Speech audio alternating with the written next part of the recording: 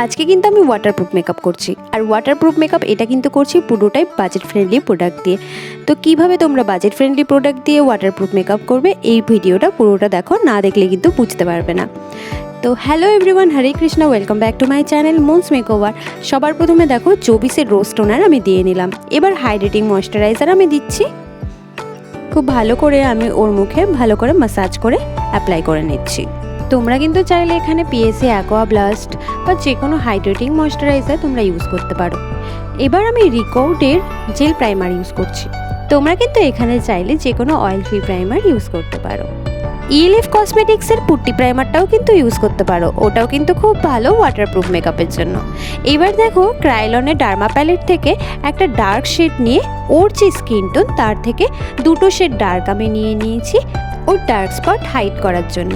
দেখো যে যে জায়গাগুলোতে ওর ডার্ক স্পট আছে সেই জায়গাগুলোতে আমি খুব ভালোভাবে অ্যাপ্লাই করে নিচ্ছি। অ্যাপ্লাই করার পর কিন্তু আমি বিউটি ব্লেন্ডারের সাহায্যে ভালো করে ব্লেন্ড করে নেব।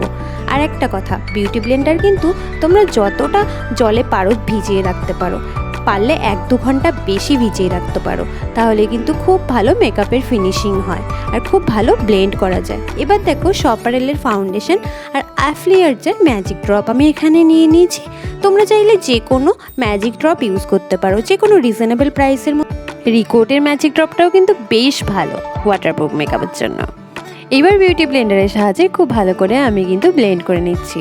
আর তোমরা যেই মেকআপই করো না কেন, ব্রাইডাল হোক আর বা সেলফ মেকআপই হোক, ফাউন্ডেশন তোমরা যখনই ইউজ করবে না কেন কানে আর গলায় কিন্তু খুব ভালোভাবে অ্যাপ্লাই করবে, না হলে কিন্তু একদম বেমানান লাগবে। দেখো আমি খুব ভালো করে ব্লেন্ড করে নিচ্ছি। এবার দেখো পিএসি কনসিলার আমি এখানে ইউজ করছি, শেড নাম্বার 2.5, আর এটা কিন্তু মিডিয়াম শেড। হাইলাইট পয়েন্টগুলোতে কিন্তু আমি খুব ভালো করে অ্যাপ্লাই করে নিচ্ছি পিএসি কনসিলারটা। দেখো হাইলাইট করার পর কিন্তু স্কিনটা অনেক বেশি শার্প হয়ে যাবে আর 3D এফেক্ট দেবে খুব ভালোভাবে। এটাও কিন্তু আমি খুব ভালোভাবে ড্যাপ ড্যাপ করে ব্লেন্ড করে নিচ্ছি। খুব ভালোভাবে কিন্তু ব্লেন্ড করতে হবে।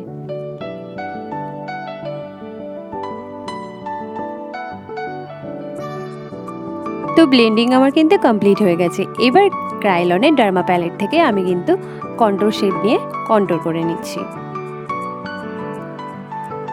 একদম ডার্ক একটা শেড নিয়ে নিয়েছি কন্ট্রোরিংয়ের জন্য, আর এটা কিন্তু কন্ট্রোরিংয়ের জন্যই দেওয়া একটা নিগ্রো কালার।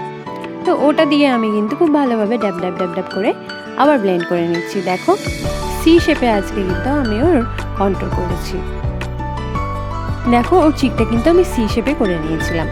তো এবার কিন্তু O2 লিকুইড ব্লাশ আমি ইউজ করছি, শেড নাম্বার 3, আর এটা কিন্তু ইন্ডিয়ান স্কিন টোনের জন্য খুব ভালো। এই শেডটা কিন্তু প্রায় সবার স্কিনেই চলে যায়, ইন্ডিয়ান যারা আছো তাদের সবার স্কিনে এই শেডটা চলে যায়। এবার দেখো পাউডার পাফ করছি আমি ফরএভার 52, আর দেখো খুব স্মাইল লাইনটাতে আমি খুব ভালো করে অ্যাপ্লাই করে নিচ্ছি যাতে স্মাইল লাইন না দেখা যায়। যতই হাসুক খুব একটা তাড়াতাড়ি স্মাইল লাইন পড়বে না। এবার দেখো পুরো ফেসে আমি খুব ভালো করে পাউডারটা অ্যাপ্লাই করে নিচ্ছি। এবার মাই গ্ল্যামের কন্ট্রোর নিয়েছি আমি, পাউডার কন্ট্রোর। তোমরা খুব ভালো করেই জানো যে ক্রিম কন্ট্রোরের পরেও কিন্তু পাউডার কন্ট্রোরটা একদমই গুরুত্বপূর্ণ একটা জিনিস, এটা কিন্তু করতেই হবে। খুব ভালোভাবে দেখো আমি নোজটাও কন্ট্রোল করে নিচ্ছি। এবার শিবানার একটা ব্লাশার প্যালেট থেকে আমি ব্লাশার নিয়ে নিচ্ছি। দুটো শেড আমি এখানে দিয়েছি, দুটো শেড মিশিয়ে আমি কালারটা দিয়েছি ওকে। এবার দেখো হোজোর একটা হাইলাইটার নিয়ে নিয়েছি, শেডটা কিন্তু পিঙ্ক।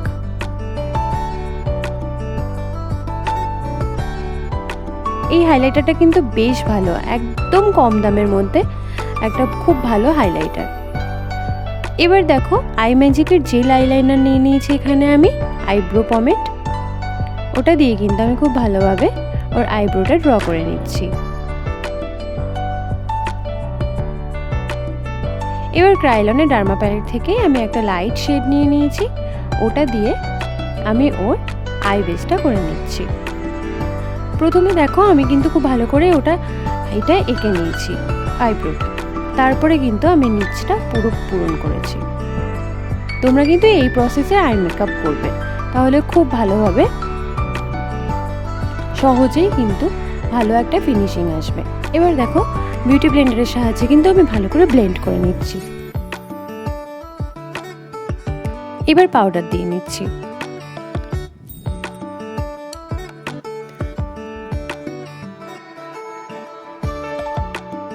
আজকের আই মেকআপটা কিন্তু একদম সফটের উপর করব। আর যে তোমরা আইশ্যাডো প্যালেটটা দেখছো, এটা কিন্তু একটা মরফির একটা আইশ্যাডো প্যালেট। সবার প্রথমে ওই দুটো শেড দিয়ে আমি কিন্তু ওর ক্রিজটা করে নিচ্ছি। আর আই মেকআপ কিন্তু ব্লেন্ডিংয়ের উপরেই নির্ভর করে কতটা তুমি সুন্দর করতে পারবে। যত সুন্দর ব্লেন্ড হবে তত সুন্দর কিন্তু তোমার আই মেকআপটা প্রমিনেন্ট হবে। যেহেতু আজকের এটা বৃদ্ধি লুক, বৃদ্ধি কিন্তু সকালবেলায় হয়, তো সেই কারণে কিন্তু আমি খুব সফটের উপরে ওর মেকআপটা রাখছি। তোমরা যারা ভাবছো যে বৃদ্ধি লুকে নিজে সাজবো, নিজে একাই মেকআপ করব, তাহলে কিন্তু আজকের আই মেকআপটা একদম তোমার জন্য। খুব নর্মাল একটা আই মেকআপ, খুব সহজেই কিন্তু তোমরা যে কোনো প্যালেট দিয়ে ক্রিয়েট করতে পারবে। আর যেহেতু তোমাদের কাছে এরকম ধরনের কোনো নিউড প্যালেট না থাকে, তোমরা কিন্তু একদম তোমাদের কাছে যেই প্যালেটটাই থাকুক না কেন, সেই প্যালেটটার 2-3টে কালার দিয়ে কিন্তু তোমরা এরকম একটা কালার পেয়েই যাবে। আর সব প্যালেটের মধ্যেই নিউড কালার 1-2 থাকেই, ওই দিয়ে তোমরা কিন্তু নিজেদের আই মেকআপটা নিজে সেরে নেবে।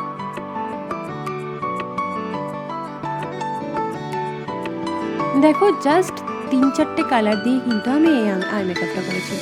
লাস্টে একদম একটা ডার্ক ব্রাউন নিয়ে নিয়েছি। ডার্ক ব্রাউন নিয়ে আমি ডার্ক ব্রাউনটা দিতাম না, ওর চোখটা একটু হুডেড, তো সেই কারণে আমি ডার্ক ব্রাউনটা দিয়েছি, যাতে মনে হয় চোখটা একটুখানি বড় বড় ফোলা ফোলা যাতে লাগে, তো সেই কারণে কিন্তু আমি দিয়েছি।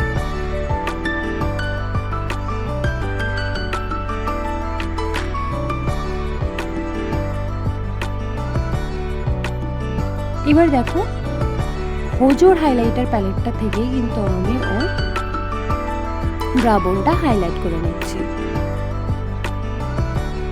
দিনের বেলার মেকআপ কিন্তু সবসময় চেষ্টা করবে সফটের উপরে করার, যতটা পারবে সফট করার।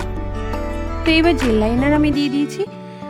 আই ম্যাজিকের জেল লাইনার আজকে আমি ইউজ করেছি, আর টানা টানা চোখে আমি রেখেছি।